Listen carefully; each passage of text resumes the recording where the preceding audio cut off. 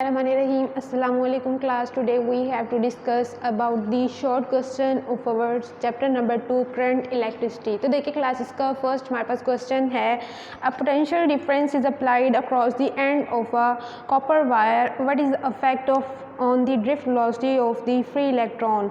अब क्या है हमारे पास एक कॉपर वायर है, हमने क्या करना है पोटेंशियल डिफरेंस उसके अक्रॉस अप्लाई किया है। अब हमने देखना है कि what is the effect on the drift velocity of the free electrons by increasing the potential difference के पोटेंशियल डिफरेंस के इंक्रीज़ करने से उसकी इलेक्ट्रॉन्स की ड्रिफ्ट वेलोसिटी पर क्या असर होता है। सेकेंड हमने क्या करना है decreasing the length and the temperature of the wire के उस वायर की लेंथ और टेम्परेचर के डिक्रीज़ करने से जो ड्रिफ्ट वेलोसिटी है इलेक्ट्रॉन्स के उसके ऊपर क्या असर पड़ता है। तो देखिए क्लास हमारे पास फर्स्ट है कि जो पोटेंशियल डिफरेंस है इसके इंक्रीज़ करने से हमारे पास इलेक्ट्रॉन्स की जो ड्रिफ्ट वेलोसिटी है उस पर क्या असर होता है। तो देखिए क्लास आंसर है drift velocity of the electrons increase with increase in potential difference. अब देखिए क्लास ड्रिफ्ट वेलोसिटी है क्या कि हमारे पास अगर कोई भी कंडक्टर हो, फर्ज कर लेते हैं ये कंडक्टर है, मेटालिक वायर है, इसके अंदर क्या हमारे पास फ्री इलेक्ट्रॉन्स हैं, इसको अगर हम बैटरी के साथ अटैच करते हैं that is the negative terminal and positive terminal. तो क्या है जब हम बैटरी के साथ अटैच करते हैं तो हमारे पास जो फ्री इलेक्ट्रॉन्स हैं वो पॉजिटिव टर्मिनल से नेगेटिव टर्मिनल की तरफ क्या करते हैं फ्लो करते हैं, मतलब कि इलेक्ट्रॉनिक करंट इस सर्किट में से फ्लो करना स्टार्ट हो जाता है। तो क्यों मतलब कि जो इलेक्ट्रॉन्स की वेलोसिटी है वो क्या है ड्रिफ्ट वेलोसिटी है। अब जब हम इस यहाँ पर पोटेंशियल का इंक्रीज़ करते हैं, फर्ज कर लेते हैं पहले क्या था 5 वोल्ट, अब कर लेते हैं क्या है हमारा पोटेंशियल 10 वोल्ट्स है। तो देखिए क्लास जब हम ये पोटेंशियल इंक्रीज़ करेंगे तो ये हमारे जो इलेक्ट्रॉन्स हैं ज़्यादा वेलोसिटी के साथ क्या करेंगे इस सर्किट के अंदर फ्लो करेंगे। तो हम कह सकते हैं पोटेंशियल डिफरेंस के इंक्रीज़ करने से drift velocity of the electrons क्या हो जाती है इंक्रीज़ हो जाती है। अब सेकेंड देखिए क्या है उन्होंने पूछा है कि अगर हम लेंथ और टेम्परेचर को डिक्रीज़ करें तो हमारी जो ड्रिफ्ट वेलोसिटी है वो इंक्रीज़ करेगी या नहीं। तो देखिए class drift velocity of the electrons increase by decreasing the length and the temperature of the wire कि क्या है अगर हम अपनी वायर की लेंथ को डिक्रीज़ करें और टेम्परेचर को तो जो ड्रिफ्ट वेलोसिटी है वो क्या हो जाती है इंक्रीज़ हो जाती है। तो देखिए क्लास अगर हम यहाँ पे रेजिस्टेंस की बात करें तो देखिए क्लास अगर हम टेम्परेचर ज़्यादा करते हैं तो मतलब कि उसकी जो रेजिस्टेंस है वो ज़्यादा हो जाती है, मतलब कि जो क्लयन है इलेक्ट्रॉन्स की वो ज़्यादा हो जाती है।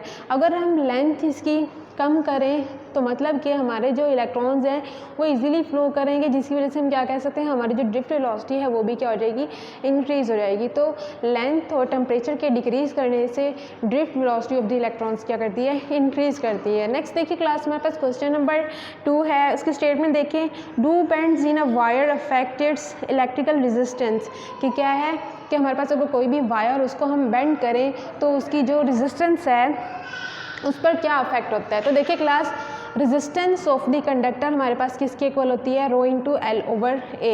L is the length of the wire and A is the area of the wire. तो देखिए class electrical resistivity depends upon the geometry and nature of the conductor, hence bends in a conductor do not affect electrical resistance. क्या है हमारे पास जो electrical resistivity है wire की वो किसके ऊपर डिपेंड करती है कंडक्टर की ज्योमेट्री पर डिपेंड करती है और नेचर पर डिपेंड करती है। तो हम कह सकते हैं कि अगर हम किसी भी वायर को कंडक्टर को बेंड्स करें तो उसकी रेजिस्टेंस के ऊपर क्या है affect do not affect its electrical resistance, तो उसकी रेजिस्टेंस पर कोई भी असर नहीं होता। नेक्स्ट क्वेश्चन देखिए हमारे पास क्लास क्वेश्चन नंबर 4 है हमारे पास, उसकी स्टेटमेंट क्या है why does the resistance of a conductor rise with the temperature के किसी भी कंडक्टर की रेजिस्टेंस उसके टेम्परेचर के इंक्रीज़ करने से क्यों इंक्रीज़ होती है। तो आंसर देखिए class as temperature of conductor rises जैसे हम कंडक्टर के जो टेम्परेचर है उसको राइज करते हैं the amplitude of the vibration of the atoms increase के जो कंडक्टर के एटम्स होते हैं उनकी वाइब्रेशन में क्या हो जाता है इजाफा हो जाता है। Hence probability of their collision with free electrons increase which results increase of the resistance of the conductor के क्या है हमारे पास अगर कोई भी कंडक्टर उसका टेम्परेचर इंक्रीज़ करें तो जो एटम्स हैं उस कंडक्टर के उनकी वाइब्रेशंस क्या हो जाती है ज़्यादा हो जाती है, जिसकी वजह से उसकी क्लयन विद द फ्री इलेक्ट्रॉन्स भी क्या हो जाती है ज़्यादा हो जाती है। जब फ्री इलेक्ट्रॉन्स की क्लयन जब ज़्यादा होगी मीन टू से उसकी रेजिस्टेंस क्या हो जाएगी ज़्यादा हो जाएगी और करंट की मिकदार क्या हो जाएगी वहाँ पर कम हो जाएगी।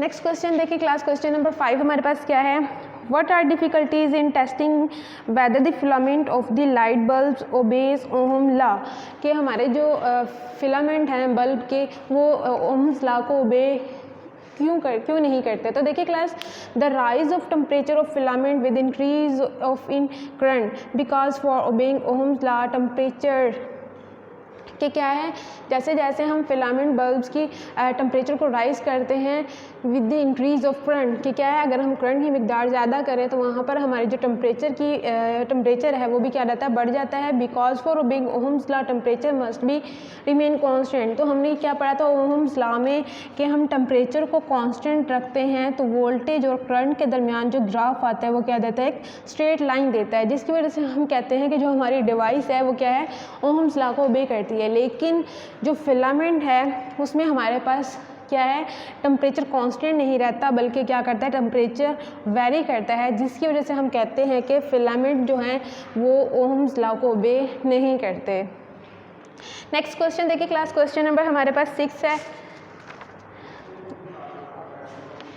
क्वेश्चन नंबर 6 है, is the filament resistance lower और higher in a 500 watt 220 voltage light bulb than in 100 watt and 220 volt bulb. क्या है, हमारे पास दो बल्ब है जिनका वोल्टेज कितना है, 220 है, लेकिन उनकी जो पावर है वो क्या है, डिफरेंट है। एक की पावर है 500 वाट और सेकंड की है 100 वाट। तो हमने क्या करना है, इज़ फिलामेंट रेजिस्टेंस लोअर और हायर, क्या हमने दोनों बल्ब की देखना है किसकी रेजिस्टेंस ज़्यादा है किसकी रेजिस्टेंस कम है।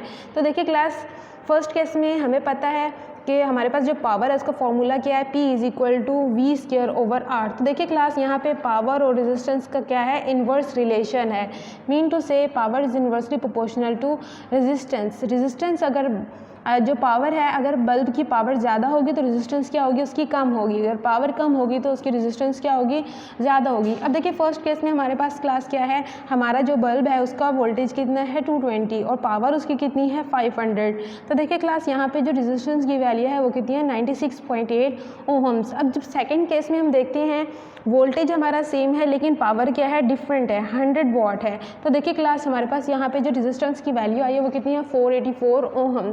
तो देखिए क्लास, जब हमारी पावर 500 थी हमारे पास रेजिस्टेंस क्या थी 96.8 ओम, लेकिन जब हमारी पावर 100 वाट है तो हमारी रेजिस्टेंस की वैल्यू क्या है, ज़्यादा है। तो हम कह सकते हैं 100 वाट का जो बल्ब है हैज़ ग्रेटर रेजिस्टेंस, कि जो जिसकी पावर कम होगी उसकी रेजिस्टेंस हमारे पास क्या होगी, ज़्यादा होगी। नेक्स्ट क्वेश्चन देखिए क्लास, क्वेश्चन नंबर 7। स्टेटमेंट क्या है, describe a circuit which will give a continuously varying potential, कि हमारे पास कौन सा ऐसा सर्किट है जिसमें हमारा जो पोटेंशियल है कंटिन्यूसली वैरी करता है। तो देखिए क्लास, पोटेंशियल मीटर हमारा वो सर्किट है जिसमें क्या है, हमारा जो पोटेंशियल है वो कंटिन्यूसली क्या करता है, वैरी करता है। Potential meter can be used as potential divider to give continuously varying potential. इसमें हमारे पास क्या है क्लास, एक हमारे पास वायर है, रजिस्टर है AB और इसके ऊपर क्या है, एक स्लाइडिंग कॉन्टैक्ट C अटैच है। तो क्या है क्लास, स्लाइडिंग कॉन्टैक्ट के मूव करने से हमारे पास जो रेजिस्टेंस की वैल्यू है वो क्या करती है, वैरी करती है। तो हम यहाँ से कह सकते हैं जब हम बैटरी अटैच करते हैं यहाँ पर इस सर्किट के साथ, तो उस सर्किट में क्या है, करंट फ्लो करना स्टार्ट करता है। वो किसके इक्वल है, I = E/R। तो देखिए क्लास, जब हम इस स्लाइडिंग कॉन्टैक्ट को मूव करवाएंगे, पॉइंट A और C के दरमियान का जो वोल्टेज होगा वो कितना होगा, VAC, और वो हमारे पास किसके इक्वल है, I × R। अगर हम I की ये वाली वैल्यू यहाँ पर पुट करते हैं तो हमारे पास रिलेशन है ER/R। मीन टू से हमारे पास जो रेजिस्टेंस है स्मॉल r जो कि A और C के दरमियान है, उसको वैरी करने से हमारे पास जो पोटेंशियल है A और C के दरमियान वो क्या करता है, वैरी करता है। मीन टू से it varies from 0 to R, कि अगर हम इसको 0 to R हम चेंज करें रेजिस्टेंस की वैल्यू को, तो जो हमारा पोटेंशियल है A और C के दरमियान वो क्या करता है, कंटिन्यूसली वैरी करता है। इसलिए हम कहते हैं पोटेंशियल मीटर को हम यूज़ कर सकते हैं, तो यूज़ कर सकते हैं जो कि हमारे पास क्या कर देता है, कंटिन्यूसली वैरिंग पोटेंशियल देता है।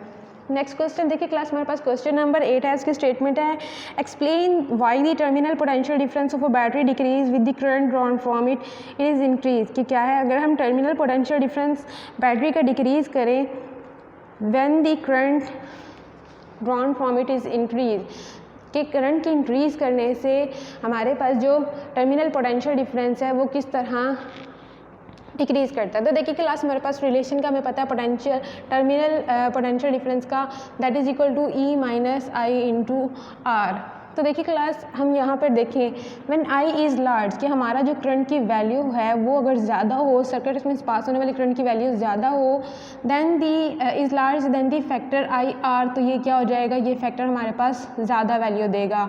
Becomes large and we T becomes small. तो देखिए क्लास जब ये वाली वैल्यू हमारी ज़्यादा होगी तो ये जो पूरी हमारी ये जो टर्म है ये क्या देगी, नेगेटिव वैल्यू देगी, जिसकी वजह से हम कहते हैं कि हमारा जो टर्मिनल पोटेंशियल डिफरेंस है वो क्या हो जाएगा, स्मॉल हो जाएगा। तो हम कह सकते हैं hence terminal potential difference decrease when the I current drawn from it is increase, कि करंट ज़्यादा पास होगा तो हमारा जो वी टी की वैल्यू है वो क्या हो जाएगी, डिक्रीज हो जाएगी। नेक्स्ट क्वेश्चन देखिए क्लास मेरे पास क्वेश्चन नंबर 9 है। स्टेटमेंट देखिए what is Wheatstone bridge, how can it be use to determine an unknown resistance, कि व्हीटस्टोन ब्रिज क्या है और इससे हम अननाउन रेजिस्टेंस कैसे फाइंड आउट कर सकते हैं। तो देखिए क्लास हमें पता है an electrical circuit can be use to find the unknown resistance of a wire, कि क्या है व्हीटस्टोन ब्रिज में हमारे पास 4 रेजिस्टेंस होती हैं जिसको हम यूज़ कर सकते हैं अननाउन रेजिस्टेंस को फाइंड आउट करने के लिए। तो देखिए क्लास हमारे पास रिलेशन था R1 over R2 that is equal to R3 over R4। तो इसमें हम फ़र्ज़ कर लेते हैं हमारे पास जो R4 रेजिस्टेंस है वो क्या है, अननाउन है। तो let's suppose R4 is equal to X और X हमारे पास क्या है, अननाउन रेजिस्टेंस है। तो देखिए क्लास यहाँ पे रिलेशन हमारा आ जाएगा R1 over R2 that is equal to R3 over X, ये हमारी क्या है, अननाउन रेजिस्टेंस है। तो इसकी वैल्यू हम कैसे फाइंड आउट कर सकते हैं, X is equal to R2 into R3 over R1, यही हमारे पास क्या है, रिलेशन है फाइंड आउट करने के लिए unknown resistance of the circuit. That's it, thank you.